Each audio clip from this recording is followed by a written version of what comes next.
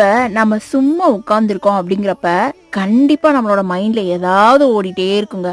ஒண்ணு அன்னைக்கு இப்படி நடந்தது, இல்ல இன்னைக்கு இப்படி நடந்தது, நாளைக்கு இப்படி நடக்க போகுது, இது என்ன பண்ணலாம், அது என்ன பண்ணலாம், அதை எப்படி யோசிக்கலாம், இது எப்படி செய்யலாம் அப்படிங்கிற மாதிரி பல பல ஆங்கிள் பல பல விஷயத்த நம்ம மண்டைக்குள்ள போட்டு குழப்பிட்டே இருப்போம்.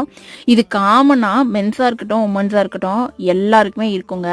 ஏன்னா கிட்ஸ் தான் ஓடி ஆடி விளையாடிடுவாங்களே, அவங்க நடந்ததை மறந்துடுவாங்க, அவங்களுக்கு என்ன நடக்க போகுதுன்னு தெரியாது அப்படிங்கிற மாதிரி அவங்கள 24 ஹவர்ஸும் ஆக்டிவாக வச்சுப்பாங்க.